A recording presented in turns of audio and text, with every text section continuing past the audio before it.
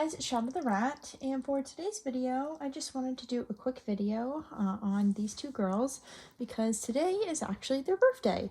So this is Raisin and this is Tofu, and these two girls turn 1 year old on March 19th, which is today, and I am very excited about that because, well, they are just doing really well. They're very friendly and sweet rats. They're very healthy rats. They don't have any sort of health issues, which is always something I expect to see in my 1 year old rats. I mean, I'm very disappointed if they develop health issues early on.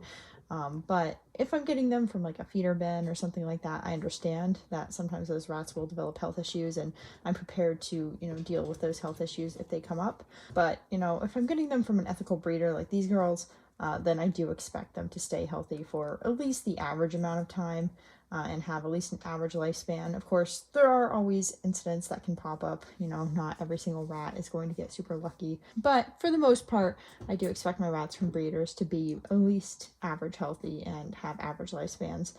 Or greater. So I'm very happy to say these girls are doing very well. Like I said, they're just 1 year old, so no problems are to be expected yet. And indeed, no problems have popped up.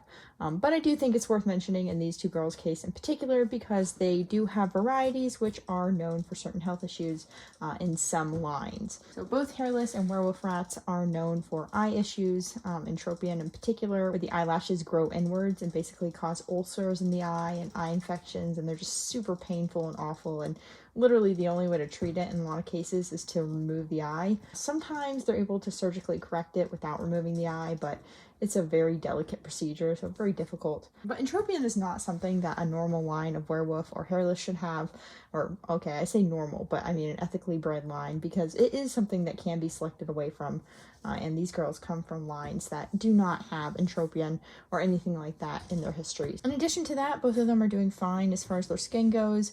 I haven't dealt with any abscesses or cysts or stuff like that, which I'm very glad for because I was kind of concerned about that. I mean, I have dealt with those on occasion in my furred rats, so it's not like I'm completely expecting them to be free of those. Those do just sometimes pop up, unfortunately, especially in older rats. But especially when they're young like this, I don't really expect to see a lot of those. So yeah, both girls are very healthy and happy rats. I guess the only other thing I wanted to mention was that hairless rats like Tofu, there is a bit of a myth out there that they only live 12 to 18 months. That is completely false. Hairless rats have a completely normal expectancy lifespan-wise, which is 2 to 2.5 years. I know it's not that much longer, but it is important to say because I've seen people say that hairless rats only typically live like a year, and that's definitely not true. The reason I usually see quoted for this is because people think hairless rats don't have a functioning immune system. And while it's true that some varieties of hairless rats don't have a thymus and so don't have a functioning immune system, these hairless varieties are literally only found in labs. Like, you will not find them outside of a sterile lab environment. And the reason for that is because outside of a lab environment, they typically only live about 4 to 6 months if they make it to adulthood at all. Any breeder out there is going to want their breeding animals to last more than 4 to 6 months. That is an extremely short breeding period. I mean, rats already have a very short breeding period. So that is not ideal for any sort of situation, whether you're breeding for pets or not. So there's really no benefit to breeding these immunocompromised strains of hairless rats, which is why you don't find them outside of labs. They're just not available outside of labs, and you're not going to find them at any breeder or at any feeder bin or at any pet store.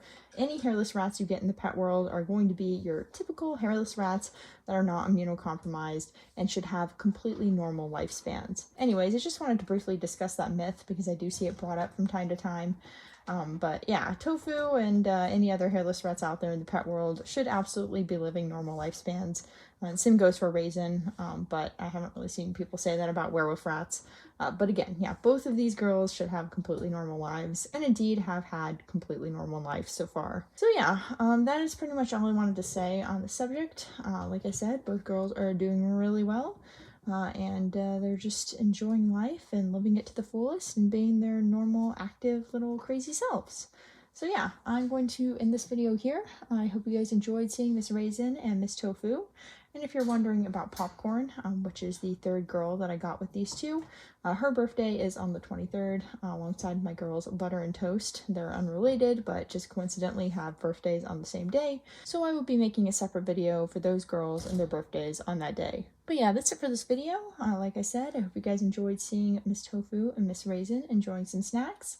And yeah, that's pretty much it. So I will see you guys next time. Bye!